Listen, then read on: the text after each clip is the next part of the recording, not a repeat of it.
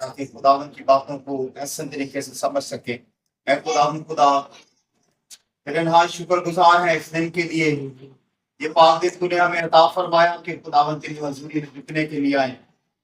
یہ پاک کلام کی باتیں ہم نے سنی ہیں، خدا ان باتوں پر ہم بیان و بیان کرنے والے ہیں۔ ہمیں حکمت اور روح پاک کی معمول سے بھر، تاکہ خداوند ہمیشہ تیری باتوں کو اپنے دلوں سے لگا کر رکھیں، تیرے آگے جھکے، تیری عبادت کریں اور ہمیشہ خداوند تجھ سے مانگتے رہیں اور تیرے نام کو عزت اور جلال ملتا رہے۔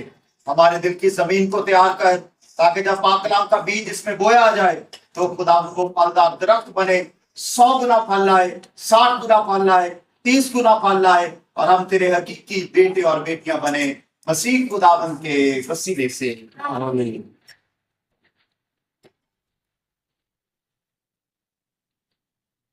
مسیح خداوند میں عزیز بھائیوں اور بہنوں، پاک کلام کے جس عنوان پر آج ہم نے بات کرنی ہے وہ ہے دعا کی طاقت۔ شاباش، کیا ہمارا آج کا عنوان ہے؟ جتنی بھی ہم دعائیں کرتے ہیں، خداوند کے حضور آتے ہیں، ہدیے نذرانے دیتے ہیں، پاک کلام پڑھتے ہیں، اس پاک قربانی میں شریک ہوتے ہیں، تو یقیناً سارے کے سارے دعائیں کرتے ہیں۔ تو آج ہم نے پاک کلام میں سے دیکھنا ہے کہ خدا کے بندے جب وہ دعا کرتے ہیں تو ان کی دعا میں کتنی طاقت ہے، اور جب ہم دعا کرتے ہیں خاندانی طور پر، کلیسیا میں آ کر، پاک گھر میں آ کر، تو ہماری دعا میں کتنی طاقت ہے۔ ان باتوں پر آج ہم نے غور کرنا ہے، تاکہ دھیان کے ساتھ خداوند یسوع مسیح کی تعلیم حاصل کر سکیں۔ خداوند یسوع مسیح نے بھی فرمایا، مانگو تو تمہیں، شاباش مجھے آواز لگ رہا، مانگو تو تمہیں، ڈھونڈو گے تو تم، کھٹکاؤ گے تو تمہارے واسطے۔ ایک حوالے پہ ذرا آج ہم نے غور کرنی ہے، پرانے عہد نامے میں سے بھی دیکھیں گے۔ ویسے دعا کرنا ہوتا کیا ہے؟ جلدی جلدی شاباش، دعا کیا ہوتی ہے؟ دعا انسان کو سکون عطا کرتی ہے۔ دعا انسان کو کیا کرتی ہے؟ سکون عطا کرتی ہے۔ شاباش، اور ہاں شاباش، کیا کرنا؟ دعا کا کیا مطلب ہے؟ خدا سے یہ ہوتی ہے دعا، یہ سکون جو ہے یہ اس کا فائدہ ہے۔ مانگنا جو ہے وہ ضرورتیں ہیں۔ دعا کا جو لفظی مطلب ہے وہ ہے خدا سے بات کرنا۔ شاباش، کیا ہے دعا کا مطلب؟ خدا سے بات کرنا۔ ہم سب جانتے ہیں جب ہم آپس میں باتیں کرتے ہیں پھر دکھ کی باتیں بھی ہوتی ہیں، سکھ کی باتیں بھی ہوتی ہیں، اچھی اور بری باتیں بھی ہوتی ہیں، اپنے دکھ بھی بتاتے ہیں، پریشانیاں بھی بتاتے ہیں، خوشیاں بھی بتاتے ہیں، یعنی ساری کی ساری چیزیں ہم خدا کو بتاتے ہیں، اور یہی ہے دعا۔ اپنے دکھ، پریشانیاں، مصیبتیں، ضرورتیں، خواہشات، جو بھی ہم پہ گزر رہا ہے زندگی کے حالات، وہ سارے کے سارے ہم یسوع مسیح کو بتاتے ہیں کہ بھئی یہ ہماری زندگی ہے، یہ گزر رہا ہے ہم پر، اب اس سے ہمیں نکال۔ تو یہ ہے دعا کرنا، یہ ہے خداوند کے آگے جھکنا۔ پہلا والا ہم دیکھیں گے خروج کی کتاب میں سے، جو پہلی آج کی تلاوت ہے 17 باب، اس کی 8ویں آیت میں یہاں پہ ایک واقعہ ہے بڑا خوبصورت، اور اس میں دعا کی طاقت کا ذکر کیا گیا ہے کہ موسیٰ جو ہے وہ دعا کرتا ہے، خداوند سے طاقت دیتا ہے۔ تو اس حوالے پہ ذرا ہم غور کریں گے، ایک دو باتیں پہلے خروج کی کتاب کے بارے میں آپ کو بتا دیتا ہوں۔ خروج پرانے عہد نامے کی دوسری کتاب ہے۔ سمجھ کیا ہے؟ پرانے عہد نامے کی دوسری کتاب ہے۔ خروج کا مطلب ہوتا ہے ایک جگہ سے دوسری جگہ جانا۔ خروج کا کیا مطلب ہے؟ ایک جگہ سے دوسری جگہ۔ اسے کہتے ہیں خروج۔ اور کتابوں کے نام کتنے خوبصورت ہیں، ہمیں کتابوں کے ناموں کے معنی کا پتہ ہونا چاہیے، پھر ہمیں جو کتاب میں لکھا ہے وہ ایسا طریقے سے ہمیں سمجھ میں آتا ہے۔ مثال کے طور پہ پہلی کتاب کا نام ہے تکوین کی کتاب۔ شاباش، کیا ہے پہلی کتاب؟ تکوین، سے عام زبان میں پیدائش کہا جاتا ہے، شروع۔ یہ کتاب کا نام تکوین ایوی نہیں رکھ دیا انہوں نے، باجی ہاتھ چاہے انہیں لکھ دیتا ایوی کہ تکوین، نہیں، یہ مقصد کے ساتھ رکھا گیا ہے۔ تکوین کی کتاب اس لیے کیونکہ اس میں خداوند چیزوں کو پیدا کرتا ہے، اس میں خداوند چیزوں کو بناتا ہے، اسی لیے انہوں نے اس کتاب کا نام جو ہے وہ تکوین کی کتاب لکھا ہے۔ اس کے بعد دوسری کتاب خروج کی کتاب، جس کا آج ہم ورد کریں گے۔ خروج کی کتاب کائے کے لیے نام رکھا؟ کیونکہ اس میں خدا اپنی قوم کو مصر کی غلامی سے نکال کر وعدے کی سرزمین میں لے کر آتا، اور یہ سب سے بڑا واقعہ اس کتاب میں لکھا ہوا ہے، اسی لیے اسے خروج کی کتاب کہہ کے پکارا جاتا ہے۔ تو خروج کا مطلب ہوتا ہے ایک جگہ سے دوسری جگہ جانا، یہ ہے خروج کی کتاب۔ خروج کی کتاب کی پھر دوسری ایک بہت خوبصورت بات جو آپ کے سامنے رکھتا ہوں، اس کا ذکر خروج کی کتاب اس کے 3 باب میں ابھی حوالہ پڑھتا ہوں۔ اس میں खुदावन पहली दफा अपना नाम बताता है। शाबाश, क्या करता है खुदावन? पहली दफा अपना नाम किताब की खूबसूरती है, इसमें पहली दफा खुदावन का नाम जो है वो खुदावन बताता है। मूसा को कहता है, खुदावन ने मूसा से कहा मैं जो हूँ सो हूँ।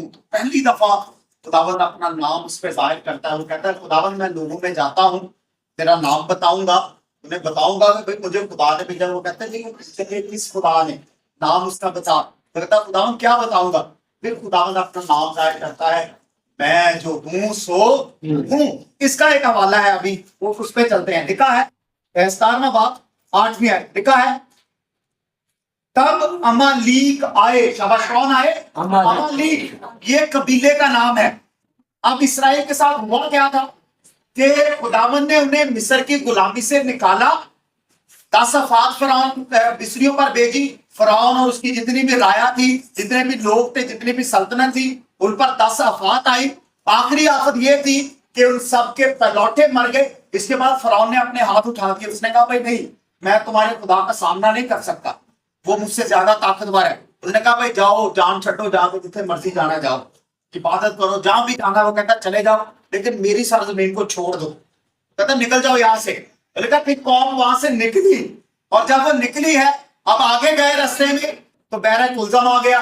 अब वहां पे मसला है, लेकिन वो उसको भी पार कर गए।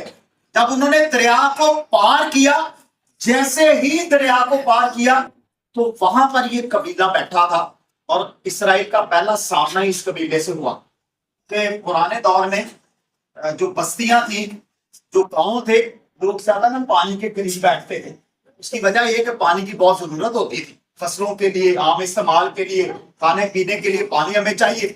इसलिए पुराने जो गांव हैं, पुराने वो हमेशा आपको नहरों, दरियाओं के किनारों पे लोग मिलेंगे। गांव जो है वो ऐसे आबाद किए जाते थे। अब जैसे ही उन्होंने बहरा कुलजम को पार किया, जैसे ही वो किनारे पे पहुंचे, दूसरे किनारे पे, अब वहां पे उनका सामना जो है वो सबसे पहले इस कबीले से होता है, अमालीकियों के कबीले के साथ। देखा, तब अमालीकी आए और इफ्दीम में इसराइल के साथ लड़े। अब जगह का नाम भी बता दिया कि ये जगह का नाम है इफ्दीम। अब लिखा 2 कौमें हैं, इसराइल है और ये कबीले के लोग हैं। अब इनमें लड़ाई है, ये अपने सफर पे रवां दवा है, ये वादे की सरजमीन की तरफ जा रहे हैं। जैसे ही उसमें दाखिल हुए हैं, और लिखा पहला सामना इस कबीले के साथ। और फिर हुआ क्या?